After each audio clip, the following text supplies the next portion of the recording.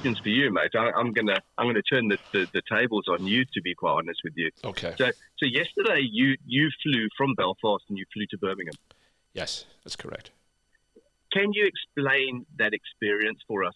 What was it like pulling up at the airport? Did everyone have masks on? Could you walk us through check-in and give us an indication of that experience? Yeah, absolutely. I mean, I really, really love travelling. And it's part of the reason why we founded the Travel Club, was because I'd spent a huge amount of time prior to COVID travelling for business purposes between Asia, Europe in particular, and then over to America. Probably was on a plane every 2 to 3 weeks. And so, but I never lost the buzz for it. And so when we decided to jump in a plane to come over to actually record this in a studio, I felt like a giddy child, Laurence. It was great. I'd booked my flights. I was trying to figure out what to pack. And, you know, they say in the travel world, it's all about trying to get the tips and tricks and the hacks going. And you know, the best I've ever done is I've made it from the gate of my house to the gate of the plane in 57 minutes, which at 5 o'clock in the morning time, when you got red-eye flights you're trying to get a hold of. So I was very interested to see whether repeating part of that travel experience was going to be possible with the new restrictions coming in. So, and then yesterday morning, the flight was taking off, and I got up to the airport, and interestingly, I mean, it was just a cakewalk to get through. You know, it was probably 3 people ahead of me going through the initial gates, maybe a half a dozen people ahead of me through the security. All went really well. Social distancing was followed. And then, you know, when it came to having a bit of breakfast at the airport, everything was done contactless. You know, you went down, you scanned your table number, they came down and served you.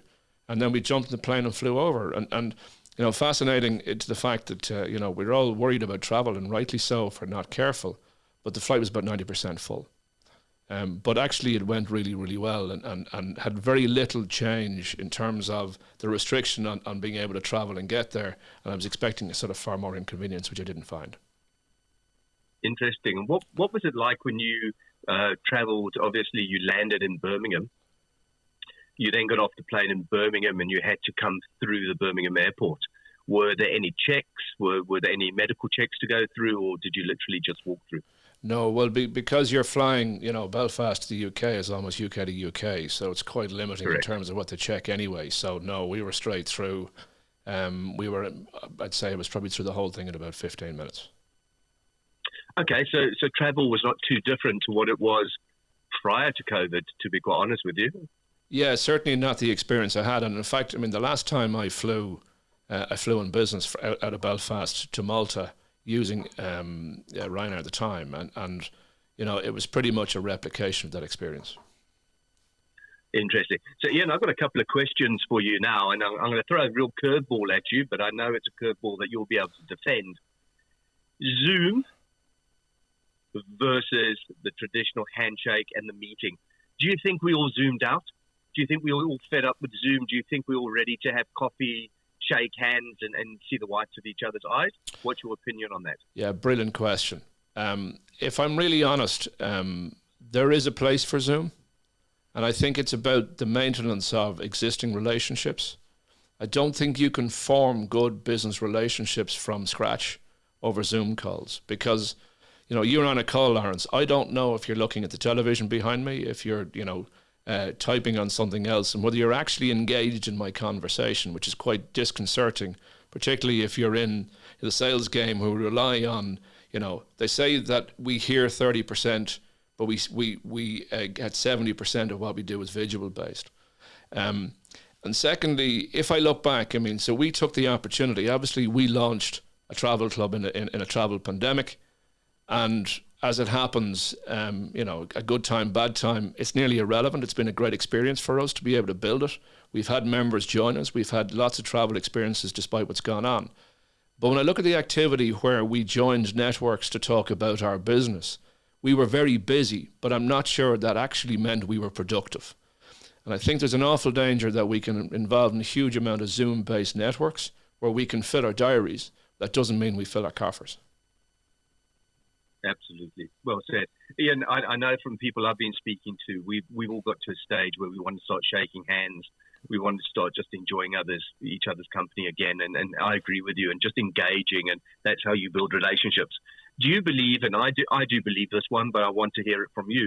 Do you believe there's going to be a travel boom after the 19th of July? I don't just believe it. I know it's going to happen, Laurence. I can see it. As I say, I went to book my flight and I decided to come over on Tuesday, and already the flight was 80% booked with the time I actually went to book my ticket. I'm sort of surprised, going, well, sure, I can be nonchalant about it because it's, there's any amount going on. I was away with a good friend of mine is a managing partner with a large Big Four accountancy firms, and they're saying that the challenge they face is not about people getting back to travel. It's actually preventing them from getting back early enough until they can understand their internal and corporate procedures about safety for travel for their employees. So it is coming back, and I think it's going to come back very, very hard because, I know if I take my experiences business-wise from up until June, July time, when we actually got back to be able to do some face-to-face. Every face-to-face meeting I've had probably has had about a 3x effect vis-a-vis Zoom calls, and that's a very big number to be able to turn around. And they talked before, in 2019, they talked about business travel in particular, and they said that for every euro spent on business travel, the return was about 3x. So if you'd imagine all the pent-up demand for that, there's a very serious likelihood that for every euro that gets spent on travel could well be a return that's 5 to 6x. So it is going to come back and necessary. Absolutely. You mentioned in what you just said, Iain, that the accountancy firm, your friend, and you mentioned that it's not getting back to travel; it's the health and the safety concerns around that. Having gone through the Platinum Plus Club with you, can you tell us why it really is a no-brainer? Why membership is something that any corporate, any small business owner, any business owner should actually consider, because of it's not just about the savings of travel. Can you give us an overall picture of why it's a no-brainer? Yeah, thank you. So I took myself as being the avatar for travel. So, all of my travel over the previous 6 years was self-managed. And the reason why I say that is that my PA used to book a flight and then book a hotel, and I'd realised that she'd book a flight for 3 o'clock in the afternoon.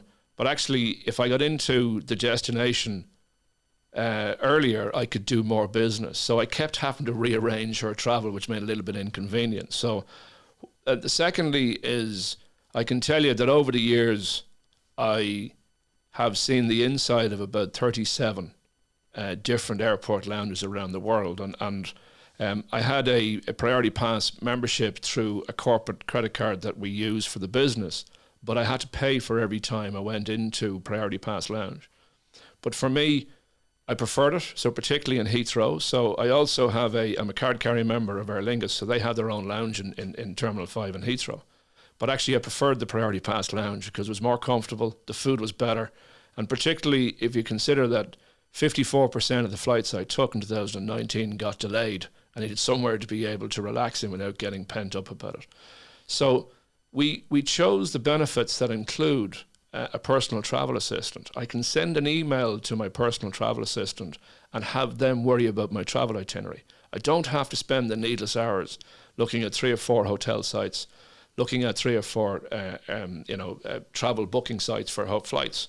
I can simply get my personal travel assistant to do it for me, knowing that we have 110% price guarantee. So if she comes back and recommends a particular flight or a particular hotel, I can, if I want to price check it, I know that I've got assurance against the fact I never overpay for my travel. But really importantly, and I think back to where the core of this thing is going to come into, is that all of our Platinum Plus members have unlimited airport lounge access with Priority Pass. Now, I don't know if you noticed, but they actually also bought the Colson 50-odd memberships. So they now have about 350, nearly 1,400 priority lounges around the world. Now, if you are a traveller, understand the importance of having somewhere just to chill out, be productive, and continue to make sure that you work while you travel.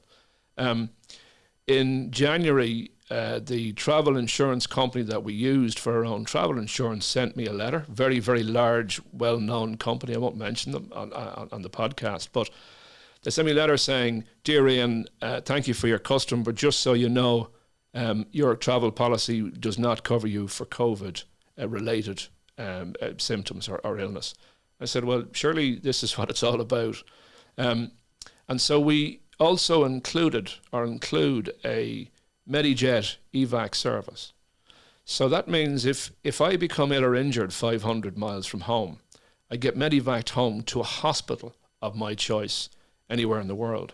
And that's very important, because what we realized in terms of looking at some of the options out there, some of them will do airport to airport, but sure, I'm no good if I'm sitting in an airport and still can't get to the hospital. So that ability to be able to, let's call it self-isolate using the airport lounges, that ability to know I have surety of getting home if I become seriously ill, to me matters, and obviously to my family it absolutely matters. And it means it isn't a financial burden that I face from as a business owner point of view. And then obviously we don't know what Brexit's going to do, particularly for our UK members and indeed for our US members. So our members also have access to a very specialised visa and passport service provider company. Again, one very large known name, people will know it. But they don't have to take the uncertainty out. They can simply reach out and go, "I'm unsure of what my new travel requirements are. Can you please help me out with this?" So we want to make sure that travel is enhanced. Not all of us can or will or do want to travel first class or business class. But obviously, for those of us who want to be able to mix it, particularly short haul flights into Europe, I want the experience to be as if I was flying business class all the time. And that makes total sense, Iain. So with your membership club, am I correct in saying you get access to a personal assistant, but you also get access to a concierge? Yes. What is the difference? Is it not the same? No, great question. And sorry, we kind of have packed so many benefits. Sometimes you forget, Laurence. So thanks for reminding me. So the two distinct things. So the personal travel assistant effectively take the convenience or the inconvenience out of booking and planning travel. So I can send, in my case, it's Beth, one email and say, "Beth, I want this type of hotel in this jurisdiction for this amount of time. And by the way, I want the accompanying flights to go with it." So that takes care of the travel piece. But one of the other things that we are seeing, certainly anecdotally talked about, is that the expectation, because you talked about Zoom earlier on, the expectation is that we will travel less frequently. So once we've developed a relationship, we may use Zoom intermittently to keep that relationship going. But when we travel, we'll travel for a longer duration. Now, when I first started business travel, I thought it was going to be really sexy and it was going to be lots of fun. And of course, you realize that nearly every single hotel has been absolutely managed by the same decor company. So it all looks the same and feels the same. And there are a night or two when it's downtime. And so what we try to build in was, not only have we got a range of activities, so you can get an idea about how to kill that 3 or 4 hours that isn't in having that proverbial pint you want to avoid. But secondly, what you also get is, if I want to go and book a show in New York, in London, maybe in Dubai, then my concierge service kicks in. I can send them an email also, and I can say, "Dear concierge, I'd like you to see what shows are available in Broadway. My travel dates are Monday, Tuesday, the 12th of September. Come back with some options." So they'll take care of that auxiliary other piece of planning. It could be booking a restaurant. It could be booking flights. We will have the ability to be able to get those special tickets. So, for example, our concierge service would have allowed us to be at the final of the match last night in Wembley if you wanted to go there. So we're reaching almost like essentially for the travel world in terms of what we're bundling into our service. And that is a little bit different. So it just means that other piece of auxiliary planning is also taken care of. So Iain, let's unpack the travel side of it. How is it possible that you can beat, say, Booking.com's prices? Yeah, great question. So we discovered, the genesis of where we came from was back in 2019. Obviously, I had a sense of my own frustration about the time and the inconvenience it takes to try and book my own travel, particularly when you've got to make changes. But the second side of it is that through some research we had done as part of a management consulting project, we realized that actually there are two tiers of planning or pricing within the travel industry. There's the internal prices that the industry shares with itself. And obviously there's the external prices that the public gets to see which is effectively the margin between what a booking site will charge and what the baseline of the cost for that particular service is going to be thrown out by the service providers. And then we realized that if you make a private members club out of it, you can actually show those baseline prices to your members. It's not something that the public can see because there's a prohibition within the industry about making these things public. I love the idea of it. I love the fact that there's a transparency to it. So we decided by becoming a subscription service, we don't take booking fees, we don't charge commissions to our members when they use our service or when they use our booking site. So we can be the honest broker in the absolute sense in the travel process. And as a consequence, it probably gives an indication of some of the differences that exist as you talk about the online booking sites that sit there. So for example, I mean, the online booking space is 80% owned by the two largest companies in the world, which is Booking.com and Expedia Holdings. And between them, their gross profit in 2019 was over $19 billion. So clearly the concept of free is a misnomer that exists. By us having a subscription model, we say, look, that's the base price. And so as a consequence of it, our members get to see that ability to be able to try and save that money. And it comes out of I'm very driven, Laurence, by this concept of what I call business hacks. So I'm a business owner. And as the principal shareholder of the businesses, I care about what goes to my bottom line, i.e. the profit I make out of my business. And we can positively interfere with the cost of travel for business owners, then they become personally better rewarded as the owners of that business. And that's the real driver for this. It's not that I want to be the best travel agent in the world. What I do want to do is make sure that our members positively save money during the course of a year, which directly impacts their own lifestyle as a consequence. Interesting.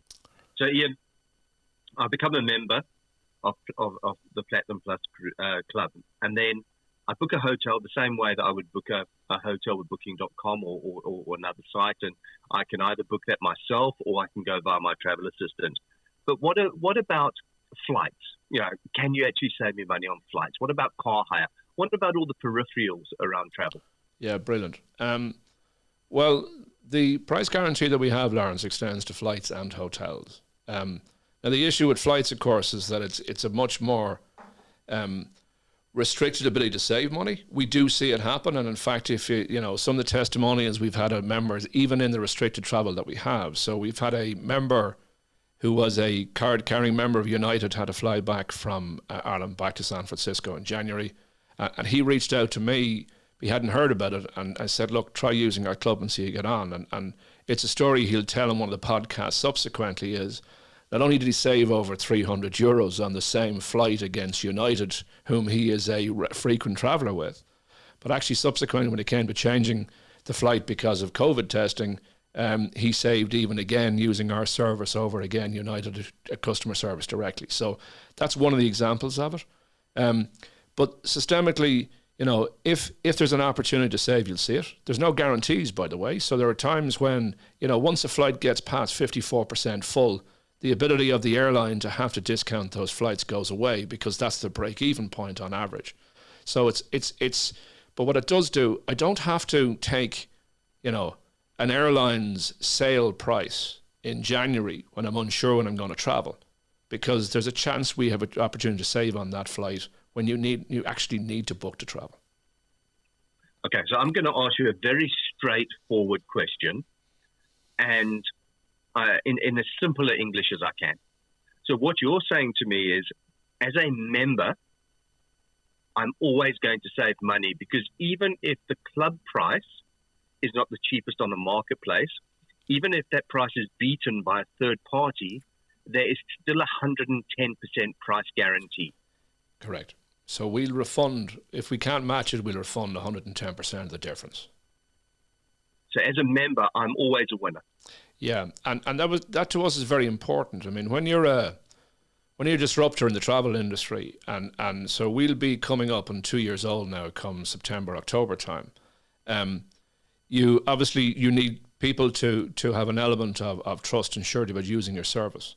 So by us having that price assurance in there, it means that our members take out that concern about should I go and still research 4 or 5 places. Well, you can, but ultimately we know we've assured you that price is going to be bettered by being a member of our club. Okay, so I pay a monthly fee. Am I correct? It's something like £100. Yeah, so Platinum Plus membership is a £1,200 a year for everything that we've talked about above the line. And conservatively, we reckon that's about a £1,700 worth of benefits for £1,200 before you've saved on the travel itself. It is possible. You can have that over a 10-month period for £120 a month. Okay, so £120 per month, and that buys me a membership. What I get for that membership is I get the benefit to airport lounges, and that's all over the world. I get the MediJet benefit as well to safeguard myself and other members who I might appoint within the company. I then get all the travel benefits. But from my side, as a busy business person, just the saving on time, the impact on time is massively important. Do you believe that with the personal concierge and the travel assistant, that almost in its own right pertaining to travel is one of the biggest savings? Yeah, absolutely. I mean, it's funny. I was talking to a friend of mine, and she's a PA for about 5 or 6 people in a large organisation. And we were just chatting. She goes, the biggest thing that I really am looking forward to is the amount of time I'm going to have to spend planning the booking for the people who are going to have to go back travelling. And they've got 3 or 4 sites around Europe that she's got to go and send 4 or 5 guys to on a regular basis. And I was explaining the concept of having the travel club, the convenience of it, and her eyes lit up. She said, you're telling me I don't have to waste huge amount of time just trying to get the bookings done. So, I mean, if you think about it, you know, if you open 5 sites or 3 sites to look at hotels and 3 sites to look at flights, from experience, after about an hour, you're just almost, you know, it's not snow blinded by it. So the whole thing becomes wholly inconvenient. And they say there's a reason why you bring inconvenience into something. It's because you're trying to hide it. So booking travel is bloody inconvenient, and we want to tear down some of that inconvenience. I've got another curveball for you. So I've got my own small business. I buy a membership for myself. I buy a membership for 3 of my directors and 2 of my senior members. So I buy 6 memberships in total.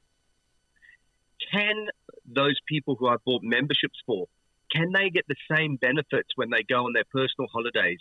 Can they actually book their own personal holidays through it, or is it only limited to their business travel? No, we wanted to, so that's a great question. So we've spoken to a number of corporates, and they use, you know, travel management companies to manage the business side of what they do. Interestingly, the statistic is that 50% of corporate travellers don't use travel management companies assigned by the company because it's very inconvenient. Again, back to this word. So we don't distinguish between business and leisure, and nor should we, because the price of a hotel is the price of a hotel, whether I'm there on business or whether I'm sitting there in pleasure. So the beautiful thing about this is that you can extend that ability to save for your leisure as much as for your business. And I mean, I have 4 children, so when we travel, we're a party of 6. And anybody knows if you're not 2 plus 2 in the travel world, it just becomes so you know, it's expensive. So the fact that we are looking at various trips to New York in December time, I mean, knowing that I can go on and compare and save something like £1,200 on a hotel for me and my family, it by absolutely demonstrates the value we bring with our club. Okay, so this club also has an employee benefit to it as well. Well, membership is membership, Laurence, and just very important. I mean, we, like any travel club, you can only make the value and the prices available to the individual. So if a company's looking for multiple memberships, then each person will own their own membership as a consequence. Excellent. Iain, I think you've answered all these questions fantastically. If you had 30 seconds to wrap this up and explain why it's an absolute no-brainer for any company to consider, what would that message be? Sure. Well, I think the best example I have is with Meditech sales guy in the US who I know sent me a testimonial within 48 hours of using our club to say, Iain, not only did I save $700 on the flight, which was a 1.5-hour commuter flight out of Charlotte, he says, but I then went and saved $1,200 on a suite with my family. He said, so I've paid you a membership that's equivalent to, £1,200 a year, and I saved in the first booking that I make. So that's probably the best testimony we can give. So come on, hear about us. We absolutely love to give demonstrations, and we truly believe if it's not for you, we'll tell you before you join us, because for us, we want this to be positively disruptive. We want it to be the good news story in travel as we come out of the COVID restrictions, particularly as we hit sort of the back third of the year. Excellent. Iain, thank you for answering all these questions, and I look forward to seeing you in the departure lounges of many international airports. Well, you get yourself safe and well first, Laurence, and then we can talk about that. Absolutely. Thank you, Iain. Take care. Thanks.